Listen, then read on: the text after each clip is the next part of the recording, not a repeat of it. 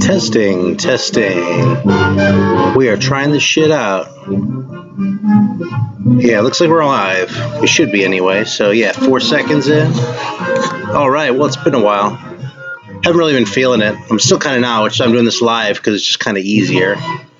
So if you're watching, thanks for tuning in. God, it's weird with the fucking thing. Unsupported resolution. What the fuck? Oh, god damn it, man. This fucking thing is dicking me around. Dude. Thumb finger, man. Right on. All right, I'm not going to worry about the resolution if you're online. So, awesome, man. Thanks for joining. And I'll tell you, man, it makes my day when I see you on a Grown Man Record Night, too, when they're talking to you and shit. Even when I'm watching it the next day because I fell asleep. So, right on. Hey, are the sound levels okay? The music feels a little bit loud to me, but I'm digging it. So,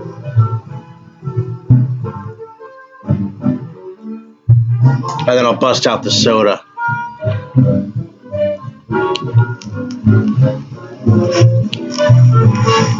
All right, cool. I'll worry about it then. Yeah, actually, I might as well talk about it for a second. You know, it's weird. I've been in this weird place with music. Like, a lot of shit. Like, I was really big in the metal, and then just I sort of switched on a dime and was wanting to listen to jazz all the time. And then, like, I don't know, man. I just, some shit's been sounding really good to me, and some hasn't. But this is one record I can almost always listen to, though, man. Birth of the Cool, Miles Davis. You know, it's not one of those that I normally spend a lot of time proselytizing about just because, you know, obviously it's Miles Davis. He's very well known. And this is a very well known record of his. But, I don't know. I just really enjoy this record. In fact, I always enjoy this record more than I think I'm going to, you know? There's something about this thing that just strikes me right. It's really sort of old sounding jazz by, you know, for my taste as far as what I normally dig. But I don't know, man. It's just everything just fits on this record. This record is just completely right somehow. I gotta figure out where I can sit so I can like show things and, you know, there we go. Try and reduce the glare there. All right, well, fuck it. I'm thirsty, so I actually brought back the soda for today. Just because there was actually one in the fridge that I'd forgotten about that I've had in there for like a year or something probably, but hasn't gotten to the date yet. So not too long ago, I opened up a Tahitian treat that had been in there for like a year, and it was all flat and just shitty. So hoping this one won't have suffered a similar fate. This is the Goody Blue Pop Berry Cream, and golly, it's good. Look at that. He's licking his chops. Look how fucking happy that kid is. It's got to be good, man. This should be something to look forward to right here. Ingredients: carbonated water, pure cane sugar, natural and artificial flavor, citric acid, and sodium benzoate. A preservative. You know what's funny? It doesn't say anything about the color there. And I don't know, these blue sodas always make me think of the Boss Man, if you're a longtime Grown Man Record Night watcher because or viewer, because that dude apparently is allergic to like the dye they use in these things. So like, he was fun to watch all the time on the Soda Speaks before he moved away, which is why he isn't on anymore. But like, he would never do the blue ones because like if he drank a blue soda, he'd go into a coma or some crazy shit like that. So it's kind of funny. Shit, dropped the mouse. Damn it. Hang on a sec. All right, I need another record before we go. You can see it was almost over there, so. I can't very well listen to soda without record, right? Bear with me a second.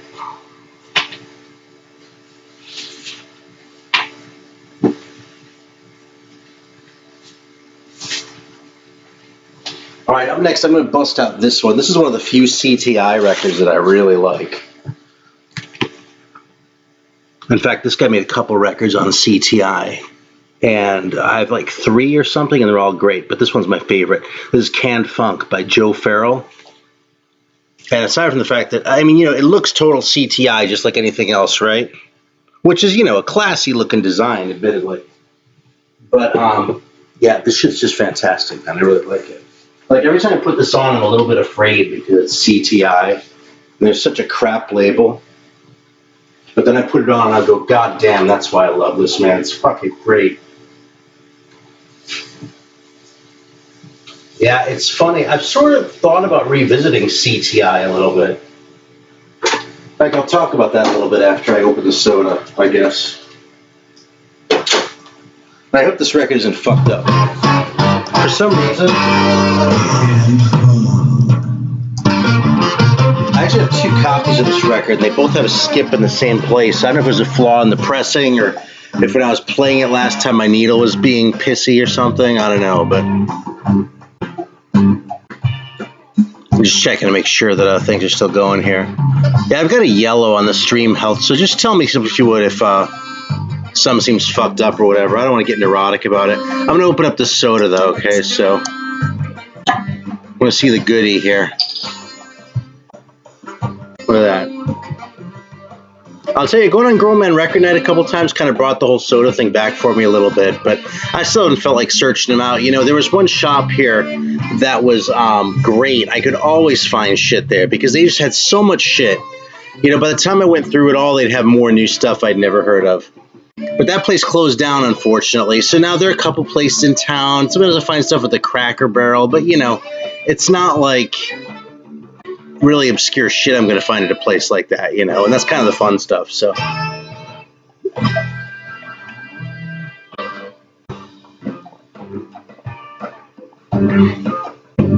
Wow, this is weird, man. That's a good review of this, man. All right, so if you're just listening to this after the fact, Mr. Thumpfinger just said the saxophone is so good on this record. Smooth, solid, and strong. Very sure of every note. I think that's a really solid review. Yeah, I thought you might dig this record, actually. I'm telling you, man, CTI, almost everything they ever put out is crap. But Joe Farrell, I don't know, man. I don't know what he was doing on that label, but anyway. So this is very cream soda-y and also very berry-y, which is already an unusual combination. But then the berry has like a really weird sort of thing to it. Like it isn't like legit berry. It's like some sort of weird artificial berry that's just like kind of freaky.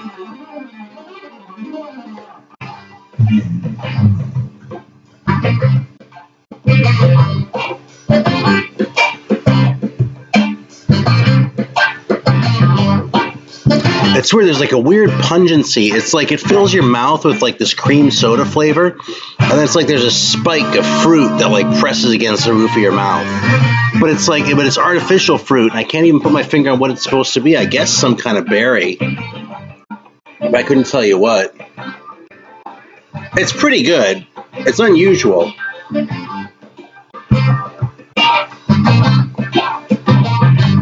I don't think I could drink these every day. There's a weird sort of tang to it, a sort of sourness, just a little bit, you know? I'm just checking to see if it's turning my tongue blue. All right. Yeah, anyway, it's not a bad soda. It's not a Swamp Pop Noble Cane Cola or anything. That's still my favorite, but it's very good.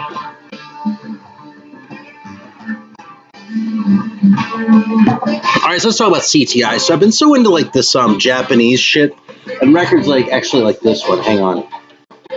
I got this one not long ago and I was playing it like every day. So Sunrise by Zero Sen. And man, this is a corny ass record. It really is. And you know something, I should not play this one because I noticed that like all the YouTube shit got pulled down.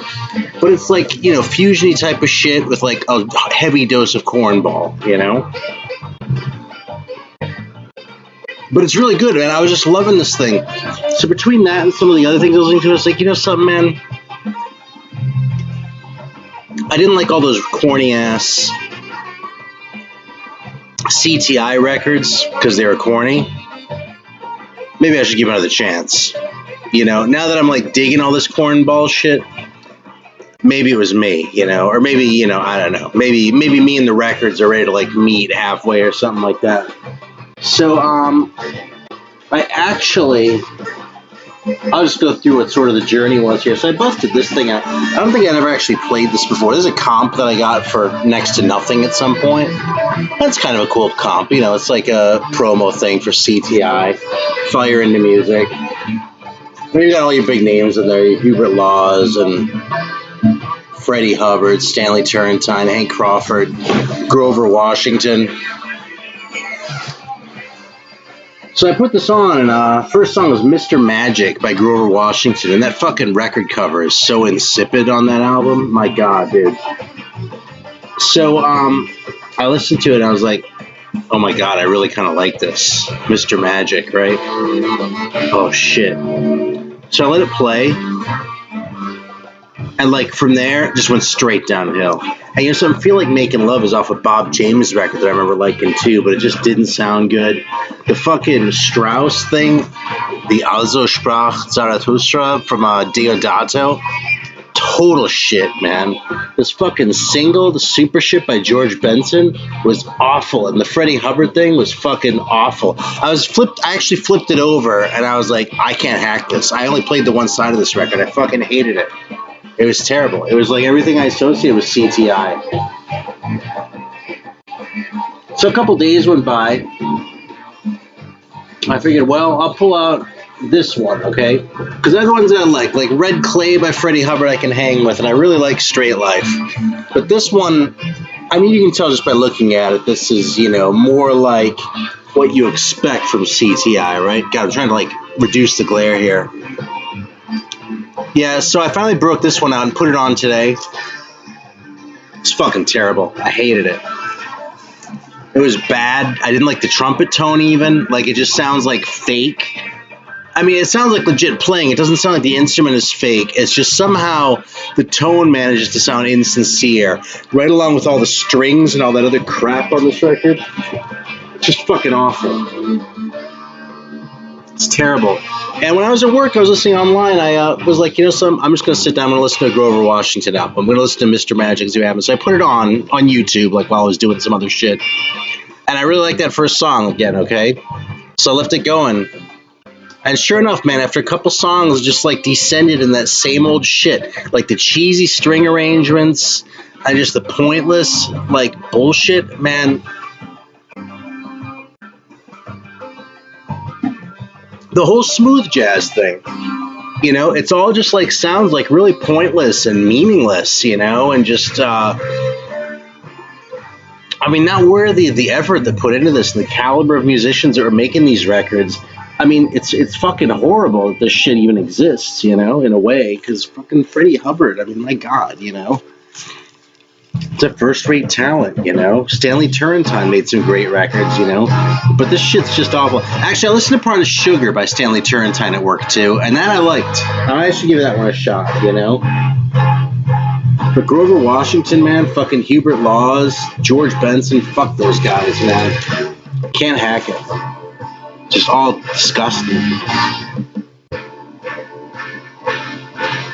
Alright, so more sort of along the lines of, the old style shit, which for some reason I've been kind of into. I busted this one out too. This is Lee Konitz with Warren Marsh. I think this is a very sort of mellow, very sort of, I mean, it's a cool jazz record, right? I mean, it really has that sound. It kind of earns it, you know? And I think they're from New York too. You know, but it kind of sounds like it's from California. But it's just like legit cool, man. The rhythm section's cool. It's all happening. The pieces come together. I just really enjoy this record. So, yeah, it's kind of a goofy ass cover, man, but it's kind of a classic too. So, hey, Nasty Metal, right on. It's all jazz today, man. I'll just warn you right now, dude. But thanks for showing up. I appreciate it.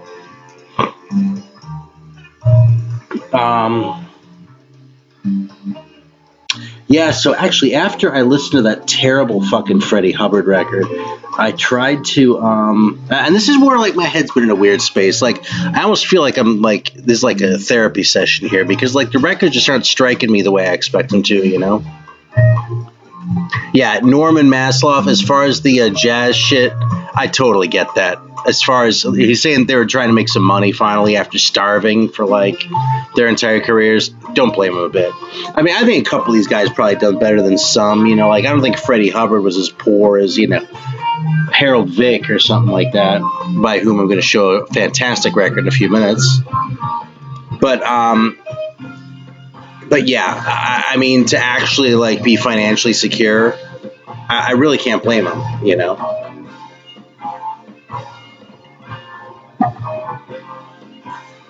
Anyway, so I was trying to like get that fucking Freddie Hubbard horribleness out of my system. Shane, dude, good to hear from you, man. You're always welcome. So I busted this one out, man. Alors, which is like a classic French free jazz record. Michel Portal and a few other people. Bar Phillips, I guess, is kind of known. I don't really know who most of these people are, though, honestly.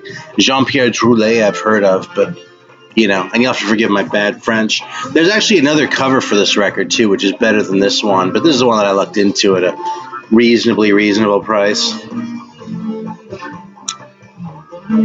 This is my kind of record, but it didn't hit me right. And that's like the therapy aspect here is I was like trying to sort of like get the bad shit out of my system. And I did get it out, but rather than sounding like sort of cool and intricate with these different textures and shit, this just kind of sounded screechy. And I kind of think it's just because it is a little bit screechy. I mean, I think it's some of the playing on it, you know, like probably Bar Phillips mostly, but I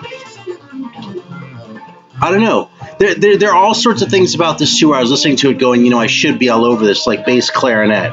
Okay, there are two guys credited with bass clarinet, man, and I'm a sucker for bass clarinets. So, yeah, I don't know. So I'm going to come back around and talk about this one again because I feel like this is a great record, but it just hasn't hit me right yet. And it's weird when I get a record that I've actually been keeping an eye out for a long time, and that hasn't really happened. Yeah, you know, George Benson with the singing. You know, I think George Benson is pretty fucking lame anyway. You know, because I've heard things like, oh, you know, yeah, his like earlier records are good and shit like that. He made a record with Joe Farrell that I really like. And there's one other one that actually the Grown Man Record, I keep talking about Grown Man Record Night, but those guys played it on the show and turned me on to it. It's called like the George Benson Cookbook or something like that. And it's on Columbia, I think. But all the other Benson records I've heard have been fucking boring as hell, so. Yes, that Freddie Hubbard record you're talking about, that is a weird record. I kind of forgot about that thing. Actually, I haven't played that in a long time. With, how do you even pronounce that, man? Ilan Mimarolu? Yeah, that's like really, that's probably the most free jazz record he ever made. Like, I mean, in a way, that record is even more bizarre to me than Free Jazz by Ornette Coleman, you know? So, yeah, I don't know, man. Tone, thanks for joining, man. All right, so here's another free jazz one. Thing. Some guys from, I think, New York that I'd never heard of. Except the address is Boston. I don't know, Sketch and Road Through the Wall. I actually don't know any of these people, legit. In fact, I don't even remember why I got this, but something about it struck me right. And it's kind of cool. You know, it's improvisational. It's experimental. It's not great. Feels a little aimless at times, but overall it's a fun listen. You know what I mean? It sounds sincere, you know, in contrast with what I was saying about that Freddie record before. It just there's something about it, even where it sort of isn't going anywhere, where you can hear they believe in what they're doing. They're genuinely trying to create something new, and I just respect the hell out of that. Plus, I love the fact that this cover is cover design, string painting by Casper Leake, 3 years old. Right there. So now that you know that, look at this cover again. And isn't it like twice as awesome as you thought it was a minute ago? I love the idea of the 3-year-old doing the cover, man. So that's an interesting record. Again, it's another one I'm going to have to digest some more, really. I'll come back around and talk about it sometime. Trying to get my shit together so I don't drop a stack of records over. I've been looking at this, by the way. Backward Masking Unmasked. This is what I've been reading in the bathroom. I agree, it is pretty brilliant for a 3-year-old, you know? And I don't know how much of it's talent and how much of it is just me being suggestible, but I love it. I really do. So this is, something like warning us about the backward satanic messages in rock and roll. It's exposing them. And you know who's doing the exposing? This guy. I love this kind of shit. It's so 80s. I think it's like 82 or 83. You know what's funny is this kind of stuff used to be kind of hard to find. 83. This stuff used to, you know, if you weren't in the right place, it didn't shop in the right kinds of bookstores, which I frankly didn't. You know, you wouldn't find stuff like this. But now it's just so easy with the internet. Man, there's so many things just like factually wrong in this. It's just hilarious, you know. But what can I say? I'm sort of a connoisseur of this kind of thing. I love that shit. So that's interesting about Tia Macero and the lounge lizards. I've heard good things about the early lounge lizards, but I can't say I know any of that stuff.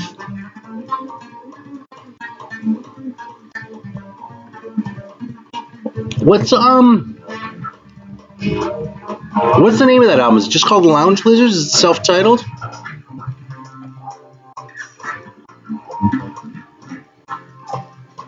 There we go. I finished it. I actually planned ahead. I've got another soda here. I don't want to stay on for too long tonight because it's, you know, kind of late to be starting. But yeah. Well, okay. Let me see if I can find a good example of this. Yeah, rock and roll tombstones. I mean, a lot of this is cliche, and he's not even talking about the backward masking, which is really kind of what I was hoping for. Okay, first the self-titled. Thanks for that. I will keep an eye out for that because it's interesting. I guess so. I've been starting to delve into the '80s a little bit more with the jazz. I mean, I'm still very wary of going too far down there, but after you know, the dude FXP, Tom, who actually hasn't uploaded in a while, but he always shows great jazz shit, man. And that's one of the dudes who shows all sorts of stuff I've never heard of, too, right? Yeah, he sent me a couple things from the early 80s, and I was like, God damn, man, these are fantastic. So I've got another one here I'm going to show in just a minute. Let me just see if I can find something funny, though. Oh, yeah, I love these quotes, man. Gene Simmons of the group, what group, right? Gene Simmons of the group says, I've always been interested in what human flesh tasted like, and I have always wanted to be a cannibal. He adds, if God is such hot stuff, then why is he so scared to have other gods before him? I've always wanted to be a god. How can these people not know that they're getting their chains yanked, you know? So, no, there's one place in here, like right towards the beginning, where there's like this big like list of people in bands and that sort of thing, and like none of them were even like. It was like Jim Steinman, better known as Meatloaf. I mean, shit like that. So, yeah.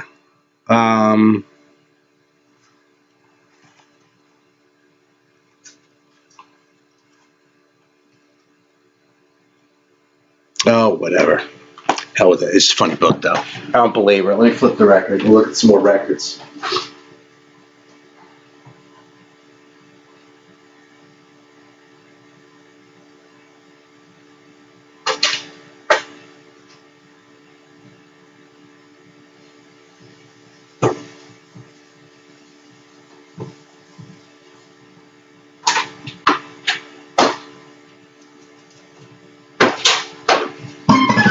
All right, now cross your fingers for me that this plays all the way through. Like I said, I had to jump in a spot, so. Awesome. Right on, Nate. Welcome. That's funny. Oh, yeah, it does. Hey, you know what else is good? Okay, and then I'll really stop, okay? But what I kind of love about this is introduction by Louisiana State Senator Bill Keith. Now, I live in the South, right? I don't like it when people shit on the South. In fact, I don't like it when people shit in other parts of America. Like when people in the South talk shit about California or San Francisco or whatever, that pisses me off. And when I lived in California, it pissed me off just as much when people talk shit about West Virginia or Louisiana. Okay, that said, a Louisiana state senator writing introduction to this book is probably not going to be an intellectual powerhouse. And yeah, he thinks that this guy, Jacob, is one of the finest young ministers in America. Oh, dude, I forgot this is the best fucking part. Look.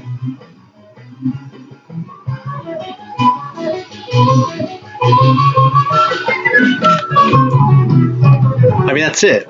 That's the end. What else can we discuss? It's fucking signed, man.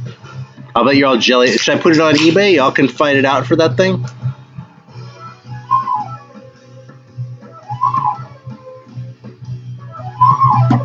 And I've probably told the story before, but it was one of those books that turned me on to Cam. Like, when I was still living in Germany, there's a book around where the title translated was "We Just Want Your Soul," like the line from the Black Sabbath song "Cornucopia," and like.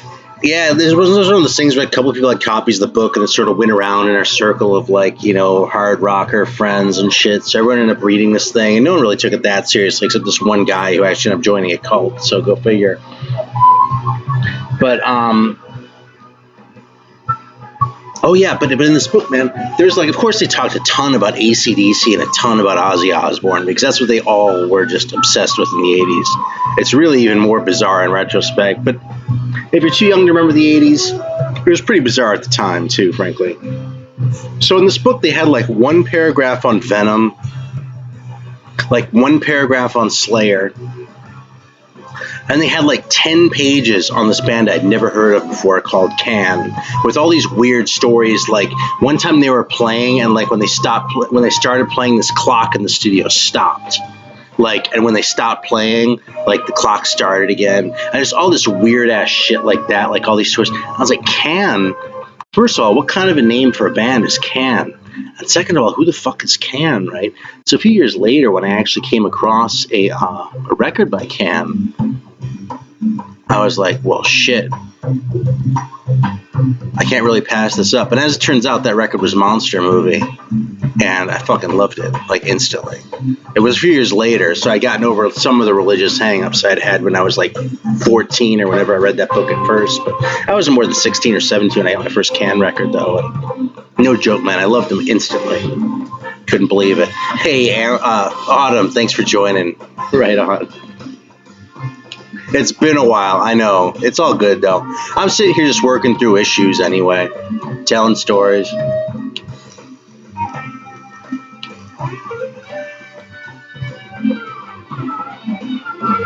So, all right, so I teased a Harold Vick. It's a great soul jazz record with sort of, I don't like the term spiritual jazz, but sort of a spiritual vibe on this thing. Just a wonderful record, man. I've played this like several times. I just got this recently. It's a 74 Strata-East. I've been it's funny, sometimes like when I'll forget about jazz for a bit, and then when I come back to it, I'll like resume whatever kick I'd previously been on. And I've kind of done that a few times with Strata-East now. Kind of trying to, pick that up with her, pick up as much of the shit as I can come across at the time. But this record is just so good.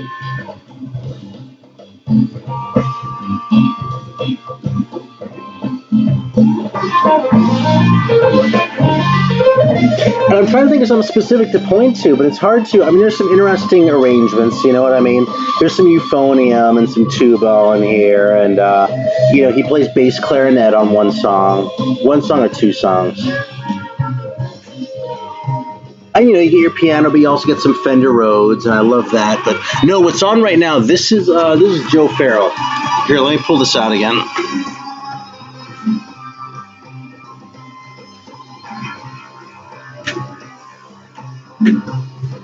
Because I don't mind plugging this record again. This is on CTI, and most of the records on CTI suck, but I love this one, man. Can Funk by Joe Farrell.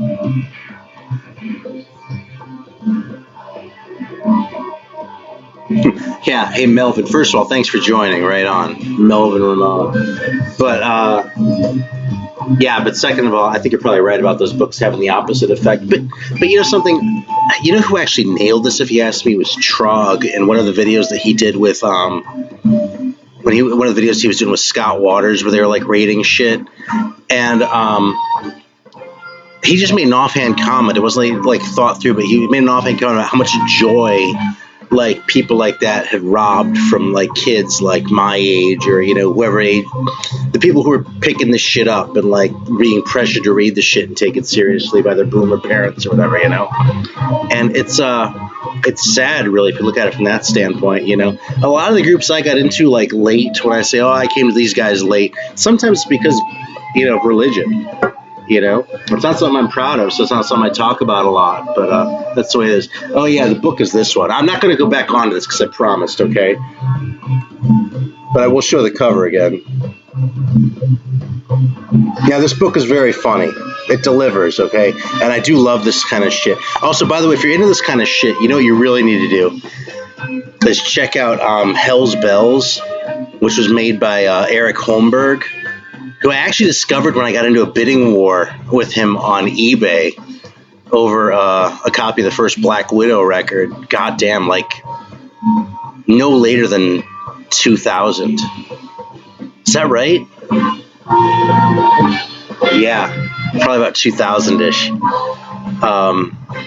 But that was like another friend of mine called it the Citizen Kane of religious anti-rock movies, and it's true. And I think it's all on YouTube now too. It might be all like broken up into like 10-minute chunks. It's long. It's like 3 hours or something. But my God, it's called Hell's Bells. Okay, like Hell's Bells, The Dangers of Rock and Roll, or something like that. It's fucking classic, man. Like he does like all like the cliches, like, and then some you forgot about, like the one where he like puts the fucking has the egg and he like puts it in front of the speaker at the show and it's hard boiled after the show, like shit like that. It's just fucking awesome. Oh, there you go. See, Nasty Metal's seen it. Right on. Yeah, I actually exchanged a few emails with Eric Holmberg. It's kind of funny. Maybe I'll tell that story sometime, but let me show a couple more records first. All right, this is an early 80s one that's very good. It actually sounded a little bit more traditional than I would have liked it to. Dadisi Komolafe, I guess. Holy shit. Look, see, we're getting sidetracked. Let's fucking tell stories and fuck it. It's just records. The records aren't going anywhere. So, yeah, Cosmic Final, thanks for joining, man. Hey, Jeremy Stillwell, you were forced to watch Hell's Bells at school? I hope you were in a religious school, man.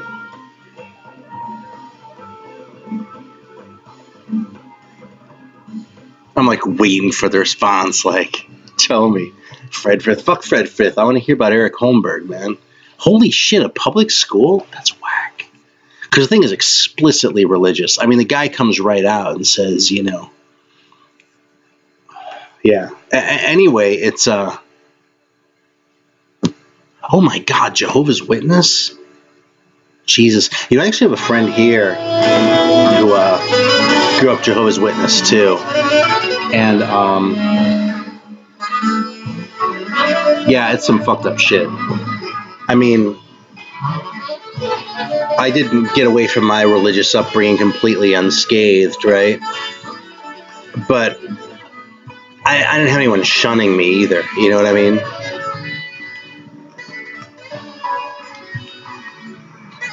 Jay Morey, welcome, man. It's good to see you on the Grown Man Record Night chat, too. Because I see you there from time to time, right? Tell me if I'm wrong, but I'm pretty sure. Yeah, I actually personally, because, you know, back then, you know, it's like in theory you could play the records backwards, like they do in the movies, but you break your needle if you really do that. So one time, I don't know why, but I actually played Highway to Hell backwards, and I did it like where you like cut the tape and then like turn it around and re-splice it in, like just in a regular like compact cassette. Yeah, listen, that's what I was talking about. That's fucked.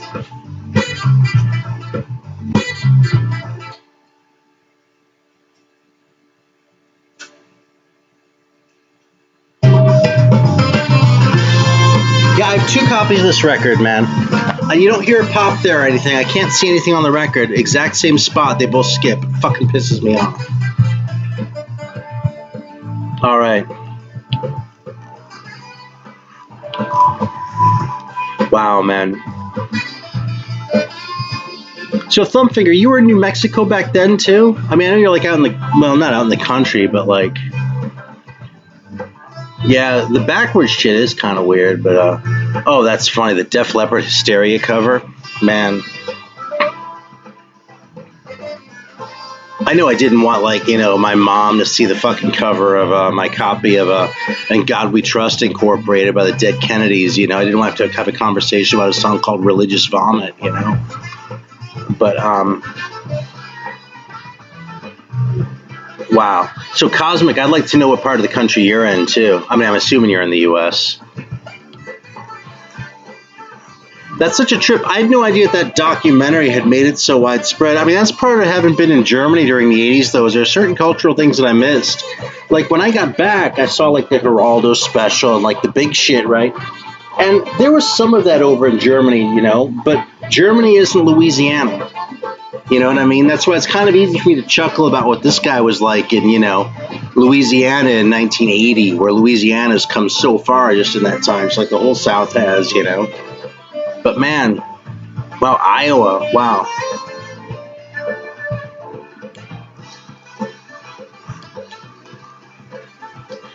Speaking of the Bible Belt, first time I went to Greenville,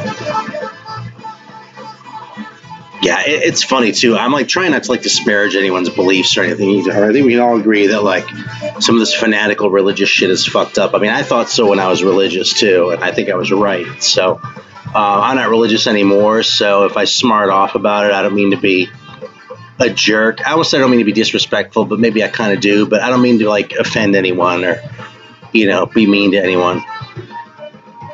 That's awesome about your mom, thumb finger. Getting you the NWA. Boy, does that rule. Oh, yeah. I mean, when I moved to South Carolina, right, I mean, I come to Charleston, right? And, like, yeah, South Carolina's deep South. Okay, it really is. But there's still a big difference even here between here and the upstate. And there's even a big difference between here and here 30 years ago. I talked to people who grew up here, and it's amazing how much it changed. I mean, I have this guy I know actually who's older than me, obviously, but yeah, he says he has a picture from when he was like 8 years old, like in the 40s or something like that, like the late 40s, standing with one of his parents in downtown Charleston, and like the street they're on is a dirt road. Like, think about that. In downtown, I mean, Charleston, South Carolina is like, after the Civil War, or at the time of the Civil War, was the second biggest city in the South after New Orleans. Okay, now with the Civil War happening and Reconstruction and the World Wars and everything else, who the hell knows how things got jumbled up. And then Atlanta grew, and right, but still, dirt roads in a city of that caliber, it's unbelievable, I think, that recently. So, anyway, the first time I went up to Greenville to visit a friend up there, which is in the upstate, okay? Now, the upstate's really the Bible Belt, okay? And that's what we call it, by the way. I don't know if you don't know South Carolina, okay? Along the coast is the Low Country, and then like up like where the real like hardcore Baptists are, that's the Bible Belt. So like over towards Georgia and North Carolina, basically just away from the coast.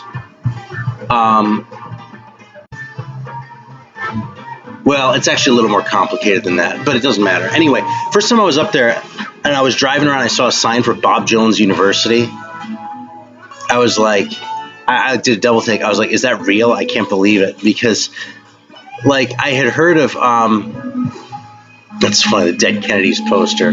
Awesome. I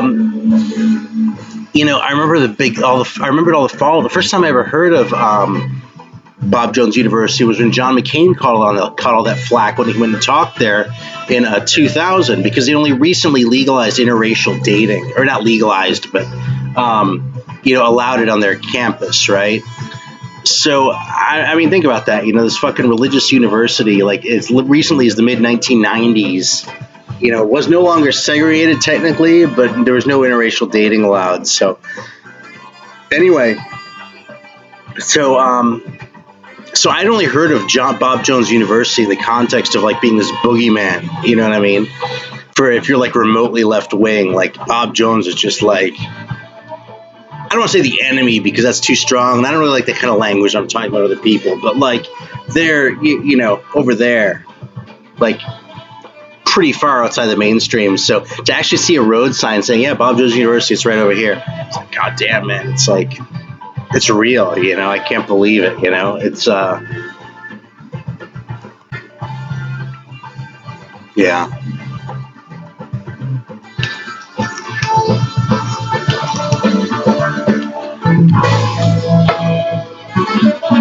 Yeah, Bob Jones University, man. What else are we talking about? The South. I love the South, though, man. I really do. I mean, one thing about being here is it's easy to like go and visit other people around here. I mean, I got to meet Ron Haggerty because he's close, and Grown Man Record Night, obviously.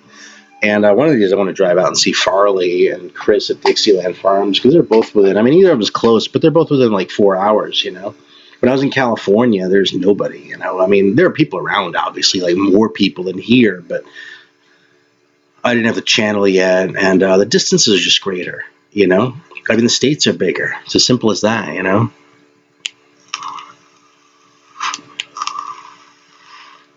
Wow. I would be rip shit if someone went and came and told my kids something like that about the kids. I mean, I would laugh. Okay, so it's funny about Primus being the devil's music, which is what's happening. Like Thumbfinger just said, his son's grandmother said, your dad listens to the devil's music, but man, that's okay. Jesse Trailer, welcome, man. Thanks for thanks for joining. I don't think I know anything about power violence, though.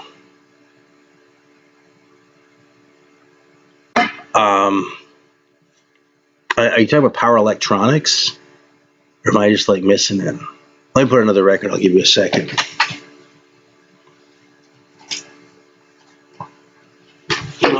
What am I going to put on? I don't even know, man. I'm going to grab my cover. Excuse me. I'm all disorganized today, but whatever. I didn't have anything to talk about anyway. It's just been so long. I wanted to check in. You know, it's fun.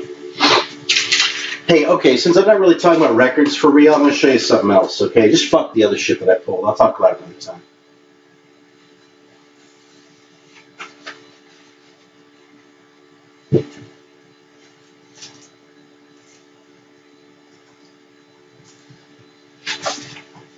Oh, fuck. God damn it. Hang on. Let me get an ass out of myself over here.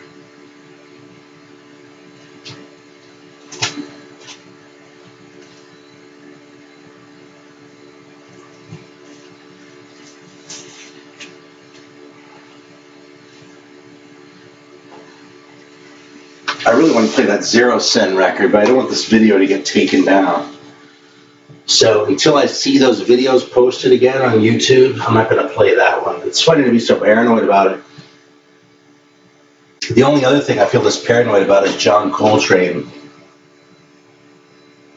But that shit's even on YouTube, but for some reason that just seems like particularly draconian. So, alright, so check this shit out. Let's see what comments I've missed first of all. Okay, an offshoot of hardcore. Yeah, I don't know it, honestly. Damn, hang on. Alright. And Jesse, as far as being new to the channel too, welcome, man. I'm only happy to hear that. Wow, kicked out of Bob Jones University? Wow. Amazing, man. Okay, so Melvin Ramon just said a guy who lived down the hall from me in college had been kicked out of Bob Jones University after 2 days because he told his roommate that he thought some girl had a nice ass and the roommate told on him. That's amazing. Man. Like a David Lynch film. I don't think it's that bad. Awesome. Yeah, I've heard of Slap a Ham.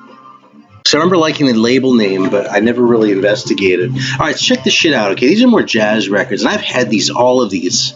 I got them all, like, cheap when I was sort of just starting to get into the shit, and I was just sort of grabbing anything. I want to see if anyone knows who did the art on these records. Okay?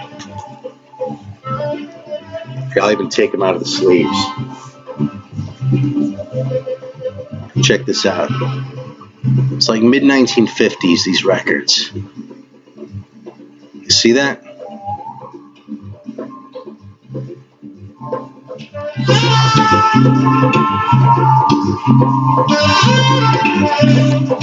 All right, now this one.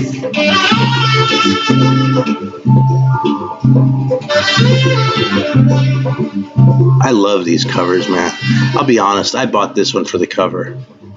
Oh, you knew it. All right, Autumn gets 10 points, man.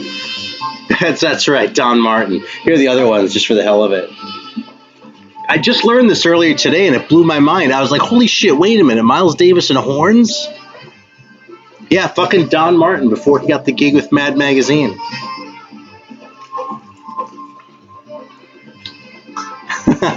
Tuesday night special. Yeah, and these covers are great. I've always loved them. And when I was a kid, I loved Don Martin, but I never made the connection. And it's not like it's hidden, I mean, it's signed. I don't see it on this one, of course, because I said that. But right there, D. Martin. I had no idea. These fucking records have been sitting here for so long. Yeah, totally.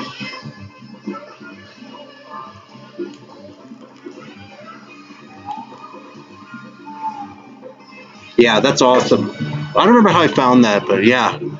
All right, so Autumn totally gets the points for this one. Seriously.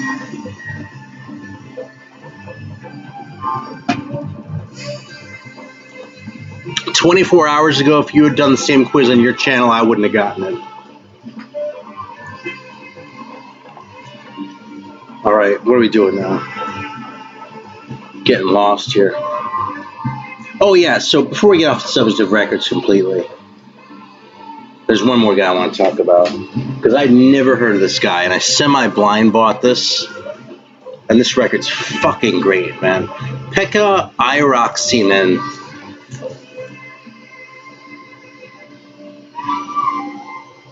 Yeah, Finnish dude, okay? Probably can't see that. Pekka Airaksinen. If I'm not mistaken, Pekka's Finnish for Peter. So I'll try and get this up close so you can,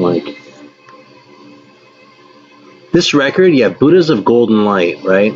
This is like 84 or something like that. Like, by my standards, it's way late. But it has a great Sun Ra vibe to it, man. Yeah, here's the color version of the cover. The inner sleeve. Yeah, it says it was originally released in 1984. A smoke detector. Oh, yeah, there's lots of great Finnish jazz. There really is, more than you'd think. Just like there's more great Finnish everything than you would think. But especially if you dig fusion shit, there's a lot of really good stuff from the 70s. Finnish jazz didn't really come into its own until then. But, yeah, and the other thing, too, is there was never a very distinct line between the rock and the jazz in Finland. So, if you compare, what a band like Tasavallan Presidenti was doing with someone like Edward Vesala, it's not really all that different. And there are definitely some things where you go, yeah, this is jazz, and other things where you go, this is rock. But there's a lot of stuff that's sort of this gray area, like Jukka Tolonen's solo albums, or Pekka Pola's. These, I don't even know if I have in rock or jazz right now, personally. So, yeah, anyway. Yeah, actually, I'll tell you something, too. I'll plug the Svart label for this, too. If you just go look that shit up. Svart, it's like, you probably encountered them. They just basically do anything Finnish. It's like they recently did the Convulse record, the first one, and I was stoked about that. And there have been a couple other death metal ones they've done and shit, but they do a whole bunch of fusion and shit too. As long as it's Finnish. They are doing a reissue of an early Heikki Sarmanto record. And I don't think I have anything by that dude, but he's sort of a figure in Finnish jazz. So, yeah, so I'm really looking forward to checking that out. Anyway, this record had just a fucking great Sun Ra vibe to it. It's just like 3 long tunes, and it's like that late 70s, early 80s Sun Ra vibe too, where it's heavy on the electronics and sort of the weird spacey kind of, well, that kind of sound, you know what I mean? Which is the shit that's really sort of, I have found to be unique in Sun Ra's canon, and yeah, I just love that shit. It's true. They don't just do Finnish records, but Svart, they're definitely very heavy on the Finnish thing. And it seems like if you're Finnish, it doesn't really matter what style of music you'll do. They might reissue. They might not, too, But they might. Like those Zisma records, those are on thing. And, I don't know. Maybe I should just pull out some of the fucking records because I can stand to listen to them. But Blatant, thanks for joining, man. I appreciate it. Now, what's the other label? Phono Records for some avant folk and electronic stuff. All right, I'll have to make a note of that. Because I'll be honest, I don't know much about that shit. Especially the folk stuff, you know? Oh, speaking of folk, one of my favorite 70s bands is Kalevala. Their first record, People No Names, great. I'm pretty sure Svart did a reissue of that too. I think mine's on a different label, but yeah. Alright, so it's about 50 minutes. It's not like a super long stream or anything. God, this record's so good. Did I even say what this was, this record they were listening to right now? I don't think I did. This is Gato Barbieri.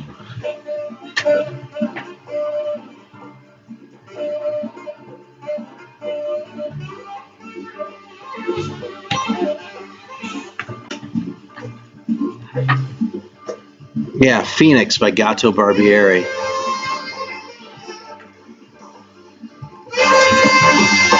Oh, this is the right way.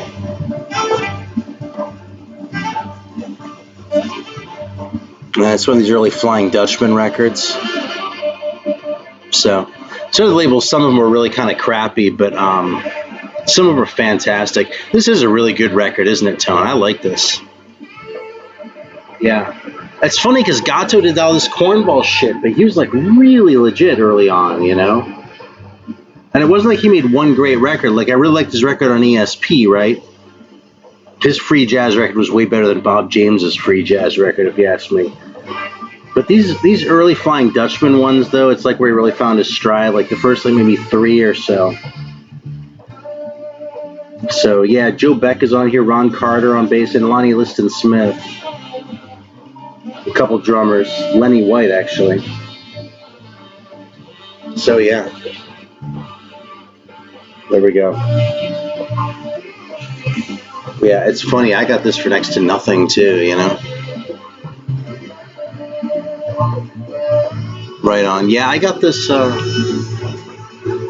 I don't remember. I was still living in the Bay Area though. I didn't pay much for it. I know that. Yeah, Flying Dutchman. I don't like everything on Flying Dutchman, but they tend to be challenging in a good way. You know, like the stuff.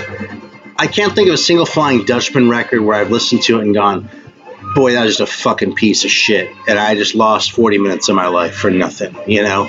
That's how I felt after I listened to that Freddie Hubbard record on CTI, right? But like, that Ornette Coleman record actually on Flying Dutchman, I'm not really crazy about. Maybe it just doesn't click for me, right? But I don't know. But it's an interesting record in any case, you know?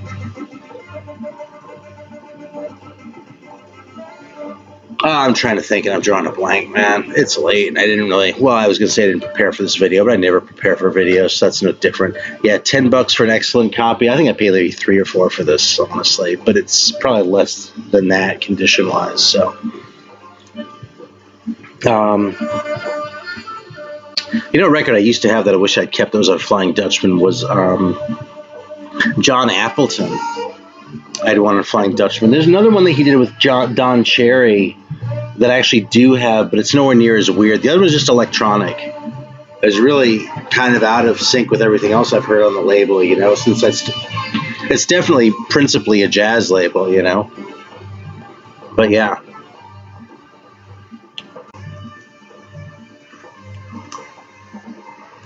Oh man, Jesse, what brought me to the Bay Area and what made me decide to move away? That's like a long story. I don't know if I'm up for that at this point.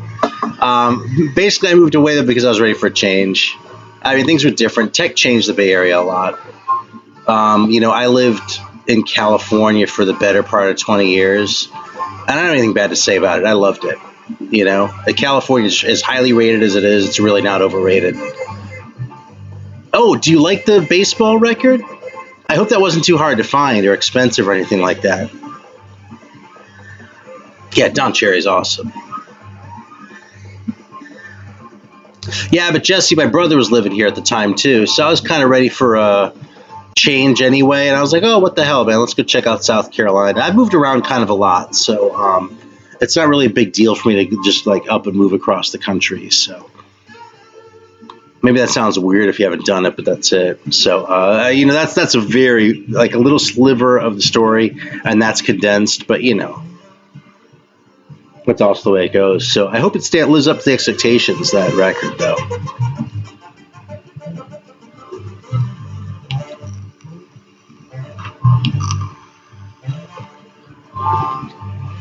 As far as the point of what I do, by the way, it's just talking. I mean, it's about records, right? I mean, records are interesting, but just telling stories is interesting too. Especially live or making interact. People tell me stories back. So adjusting to the Midwest after living in Massachusetts. How long have you been in Minnesota? Anyway, that's where you are right now, right? Isn't it Minnesota? If you don't mind my asking, just like don't answer if you don't want to share that. I'll show another record in the meantime. So like, if you decide, oh, I don't want to share that, I don't look like a complete asshole. Oh wow, that recently, damn, 6 months. I started my channel after I'd been here about maybe a year, which is a trip because I've been here for more than 7 years now, which is my channel is probably about 6 years old, which is kind of nuts to me, but hey, it's fun, whatever. This is a great record too. Swinging Macedonia. And, that's what it sounds like, man. Dusko Gojkovic, trumpet and flugelhorn. And, yeah, this just has like sort of a South Slavic feel to it. You know what I mean? Hey, Richard Riley, thanks for joining, man. It's good to see you on here.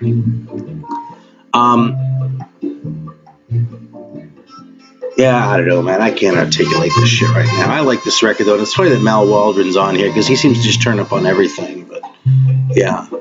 Anyway, check this out if you get a chance. It's really cool. It's swinging. It's definitely jazz, but it has an unusual feel. It has sort of I don't want to say gypsy, but sort of, that kind of, you can hear the Yugoslav thing, you know what I mean? And it's, but it doesn't sound corny or forced. It just sounds great. I like that record more than I expected to. Yeah, I'll be honest, Norman. I lived on the West Coast. I felt the same way about the West Coast, but something, you adjust. And something I appreciate is getting into different parts of the country. I mean, I've like spent serious time in Ohio, Texas, California, northern and southern, and now South Carolina.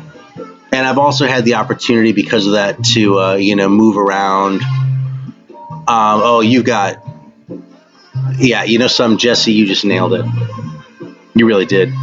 And it's only gotten worse since I've left, but I feel like I saw enough of it, of the culture drain. It's sad, and that's something I really like about the South. Actually, there's still a lot of culture here. I mean, and yeah, there's a lot of bad you're taking with the good. I mean, historically, there's some fucked up shit in the South, right? But some of the things that people talk about, some of the stereotypes of people being friendly and just moving a little slower and taking it a little easier, those things are all real. You know what I mean? Like just recently, we had a squirrel moving on the roof. There's like a little hole like in the, I don't even know what the shit's called. This is how you like not used to owning a house I am after living in the city for so long, right? But there's just like a little hole that like something fucking chewed in there, through some dry rot, and moved into the attic. So there's a hole, right? And I was like asking my neighbor if he knew anyone who could like, help me fix that or something like that, right? Someone I could hire. He was like, well, I could probably just take care of that for you. Big deal. And I, like the next couple days later, he's like, oh yeah, I had a piece of wood in my garage, so I just took care of it. It's like, dude, can I at least like take you out for dinner sometime or something? Just sort of thing, that sort of thing, Yeah, Tennessee, Georgia, and Florida. You saw it then, and I'm not saying, people were nice in San Francisco. I thought I had no beef with the people in San Francisco, but I just like moving a little bit slower, I like people letting me in traffic. Maybe they don't drive as well, but they're a lot more courteous, and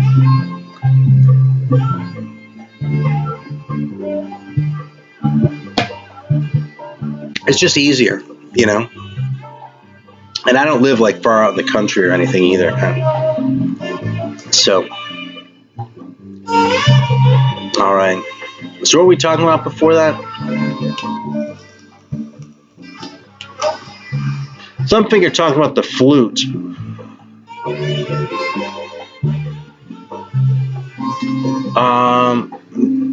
Having a hard time with the flute. You know, it's funny because, oh, I just made the connection buying a record from Finland. That's funny. You know something? It doesn't even matter. There's no point going down that rabbit hole. Yeah, I love my neighbor. He's a good dude.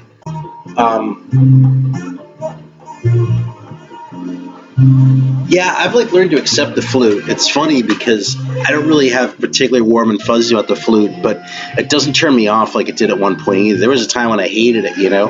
But it's funny because like, oh yeah, in Minnesota, I'll bet you're getting that too. Absolutely. Except you get the cold too. I don't get the cold here. I do get spiders though, like really big ones, which is kind of freaky. If y'all haven't seen it, actually, a couple of years ago, I made a video where Spencer, my older boy, was playing with a golden orb weaver, and I go like this. The spiders are actually like that big.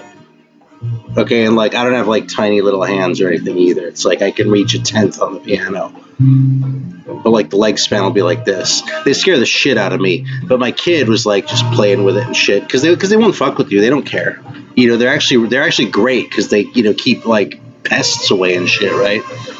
But yeah, see these huge ass spiders. So Mercury Rev. Hey, words ruin music. Right on, man. Awesome. Thanks for joining. Yeah, okay. Yeah, I never saw that shit out west. Awesome.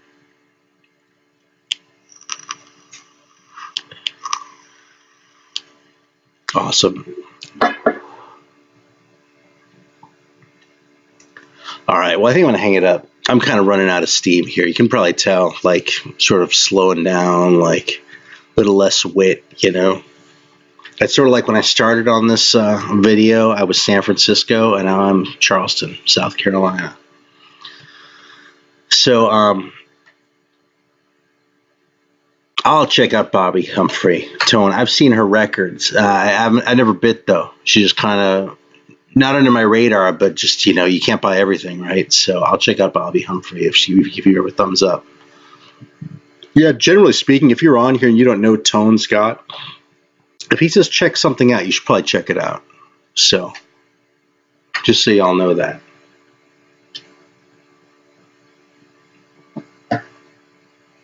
All right, cool. Black and Blues. Thanks for the tip. Seriously. Yeah, but I'm seriously kind of burnt, so I'm gonna hang it up. It's 12:30. And decompress for a few minutes, then retire. Thanks for joining, everyone. I really appreciate it. Y'all make it easy, because if I had to sit here and just come up with shit to talk about by myself, it'd be harder. So, yeah, sorry, man. I feel like a dick, like ditching you right after, but thanks, Tone. I appreciate it. And I'll give you credit, too, for sure. So, all right. That's it. I'm fried. Thanks.